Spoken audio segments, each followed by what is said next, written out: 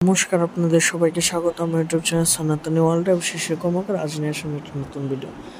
তো আগের ভিডিওতে আমরা হোম এবং দক্ষিণা পর্যন্ত দেখেছিলাম এবং বলেছিলাম এই ভিডিওতে আমরা বিসর্জনের যে পূজা পদ্ধতি দধিকর্ম, তো সেটা সম্পর্কে নিয়ে আসব।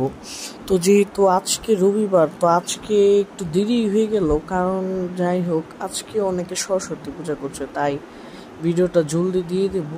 তো দধিকর্মার দিন মনে একটা কিছুই করার প্রয়োজন হয় না।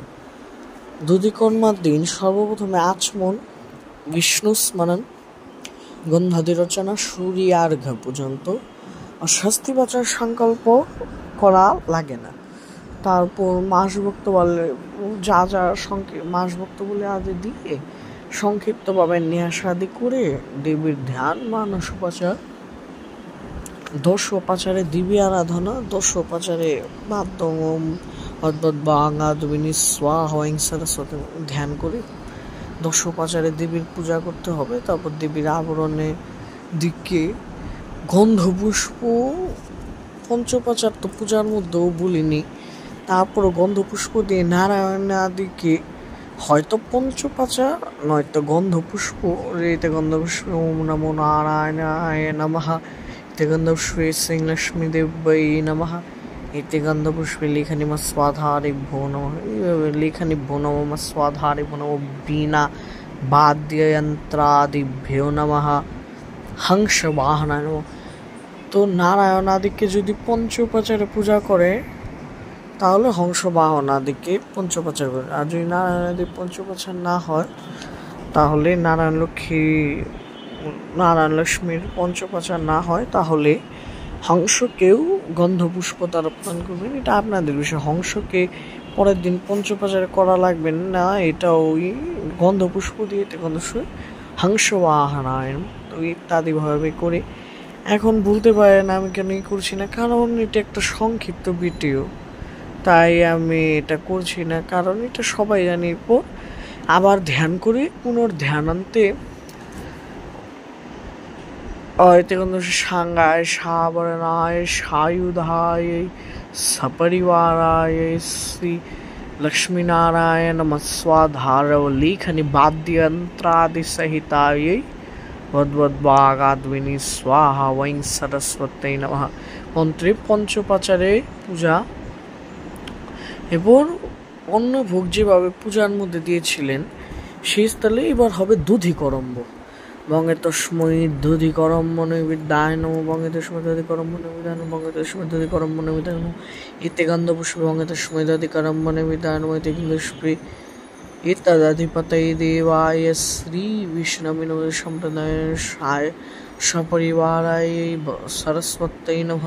তারপর অর্চনা আদি করে তারপর বদ্ভদ্ভাগাদ্বিনী স্বাহা সাঙ্গায় বদ্ভদ্ভাগাদ্বিনী স্বাহা সাঙ্গায় সাবরণায় সায়ুধায় সপরিবারায় সায়ুধায় সবাহনায় সপরিবারায় শ্রী লক্ষ্মীনারায়ণ স্বাধার লেখনি বাদ্যযন্ত্রাদি সহিতায় ওং সরস্বতী দেবতায় নমঃ মন্ত্রে নিবেদন করে দেবেন দধিকর্মকে।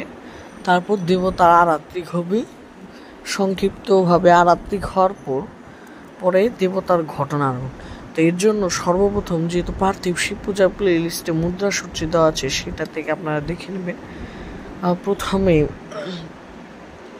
তারপর আরাত্রিকের পর পুনরায় আচমন করে বা অথবা পুনরায় আচমনের প্রয়োজন হয় না, আপনারা ডাইরেক্ট বসবেন আসনে বসে।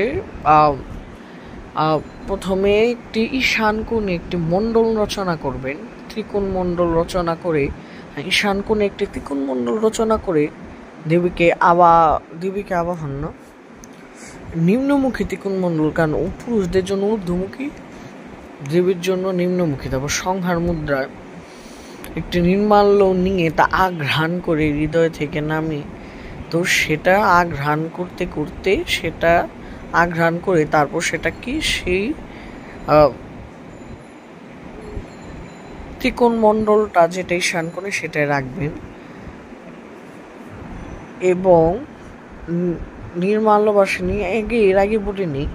প্রথমেই বলবেন ওম গচ্ছা গচ্ছা ওম উত্তরে শিখরে দেবী ভূম্যাং পর্বতবাসিনী ব্রহ্ময়োনি সমুৎপন্নে গচ্ছ দেবী মমান্তরম ওম গচ্ছ গচ্ছ পরম স্থানং স্থানং পরমেশ্বরী পূজা ধারণ কালে চ পুনরাগমনায় চ। তারপর সরস্বতী দেবতা সপরিবার সরস্বতী দেবতা সমস্যা। তারপর সংহার মুদ্রা নির্মাল্য আগ্রাণ করে সেটা শানকোণে রেখে তারপর সেটাকে সেখানে গন্ধপুষ্প দিয়ে অথবা পঞ্চপাচারে নির্মাল্যবাসিনী পূজা করবে। নির্মাল্যবাসিনী ওম এতে গন্ধপুষ্পে নির্মাল্যবাসিনী নমঃ ওম ঈশগন্ধ নির্মাল্যবাসিনী সচন্দন পুষ্পং নম নির্মাল্যবাসিনী নম ঈশ ধূপম নির্মাল্যবাসিনী নম ঈশ দীপম নির্মাল্যবাসিনী সজল সৌপকরণ তাম্বুল সহিত সৌপকরণ এভাবে করে পঞ্চপাচারে নির্মাল্যবাসিনী আরাধনা করে তারপর দেবীর ঘট নাড়বেন তীরকাঠি করে। তারপর দেবতার যে দেবতাকে একটি দর্পণে একটি হরিদ্রা মিশ্রিত একটি কুণ্ড তৈরি করতে হবে একটি জলের মধ্যে। তারপর দর্পণে দেবতাকে মুখারবিন্দ দেবতার পায়ের সামনে নিয়ে দেবতাকে দেখাতে দেখাতে সেটা জলে বিসর্জন দিয়ে দেবেন, মানে সেই হরিদ্রা মিশ্রিত জলে ডুবিয়ে দেবেন এবং এইভাবে রাখবেন যাতে দেবতার পদ দর্শন করা যায়। এখন তো বর্তমানে স্টাইল করে মানুষ মুখ দর্শনের ব্যবস্থা করে, কিন্তু আসল নিয়ম পদ দর্শন পাকে দর্শন করা যায়। এইভাবে করে দেবতাকে করবেন। তারপর যা যা কুলাচার যেরকম বইয়ের মধ্যে বেলপাতা ইতি এগুলো, তারপর অনেকে করে থাকে যে বিল্লপত্রে বীজ সরস্বতী নামা লিখে সেটা বইতে রাখে। এটা যার যার কুলাচার অনুযায়ী করবেন। তারপর দেবতাকে হয়তো অনেকে 1 বছরের জন্য রেখে দেয়, নিয়ম সাথে সাথেই বিসর্জন জলে, কিন্তু অনেকে রেখে দেয়, এটা আপনাদের বিষয়। কিন্তু এতটুকু হয়তো আমি বলবো যে দেবতাকে ওই গাছের তলায় অথবা ওই পুকুরের ঘাটে রাস্তার ঘাটে এইসব জায়গায় না রাখাই ভালো। হয়তো বিসর্জন নয়তো অনেকে, যেমন আমাদের বাড়িতে শুনেছিলাম এরকম কুলাচার যে সরস্বতীকে বিসর্জন দেওয়া মানে বিদ্যাকে বিসর্জন দেওয়া, যেহেতু সরস্বতী দেবী বিদ্যাকে রিপ্রেজেন্ট করে, তো সরস্বতীকে কখনোই বিসর্জন দিতে হয় না। তো কিন্তু তারপর আমাদের ফ্যামিলিতে বিসর্জন দেওয়া হয়, মানে এরকম জায়গায় রেখে দেওয়া হয় নদীর পাড়ে, যাতে সেটা কিছুক্ষণের মধ্যেই ভাবেই পুড়ে যায় নদীতে। কিন্তু হয়তো আপনারা যদি সরাসরি বিসর্জন না দিতে পারবেন কুলাচার রোধে, তো আচার রোধে আপনাদের মনে যা চায়, তাহলে সেক্ষেত্রে এরকমভাবে রাখবেন যে 5-10 মিনিটের মধ্যেই এটা এভাবে একে একে পিছিল খেয়ে বিসর্জিত হয়ে যাবে। এইভাবে করে রাখাই আমার মতে। তো এইভাবেই আপনারা পূজা করবেন। যেহেতু আগের দিন দক্ষিণান্ত করে ফেলেছেন, তো এর দিন দক্ষিণান্ত করা লাগবে না। তারপর এগুলো যা যা মৎস্যাদার ইত্যাদি এগুলোকেও অনেকে আগে আমি যে পড়েছিলাম যে আসলে এই দিনটা তো শ্রী পঞ্চমী, তো ওই দিন লক্ষ্মী দেবীর পূজা করার কথা বলে। তো যাই হোক, আমি বলেছিলাম যে ওই মৎস্যাদার আদিকে পূজা করে কিছুটা হালখাতার মতো, পঞ্জিকায় না কোথায় যেন পড়েছিলাম হালখাতার মতো, সেটাকে হালখাতা যেরকম পূজা করা হয় তারপর রেখে দেওয়া হয়। কিন্তু হালখাতা তো আর ঈশ্বরের প্রতীক হিসেবে পূজা করেন না, সেখানে মৎস্যাদার লেখনীকেই প্রতীক হিসেবে পূজা করতে বলা হয়েছে, কিন্তু হালখাতা তো আর প্রতীক হিসেবে পূজা করেন না। তো এরপরে সেটাকে আমাদের বেশিরভাগ এখানে বিসর্জন দিয়ে দেয় সরস্বতীর সাথে। তো আপনারা তারপর যা যা কর্ম আপনারা করে নেবেন, কিন্তু এইভাবেই সরস্বতী দেবীর বিসর্জন হবে। তো এরপর আপনারা আপনাদের নিয়ম অনুসারে এইভাবে পূজাটা হবে, নিয়ম অনুসারে যা করবেন সব একইভাবে হবে। আচমনকে সব একইভাবে, শুধু দক্ষিণান্ত অশ্রিদ্রাবণ বৈগুণ সমাধা ইত্যাদি এগুলো হবে না, সংকল্প স্বস্তি বাচন হবে না, এভাবে সবই হবে।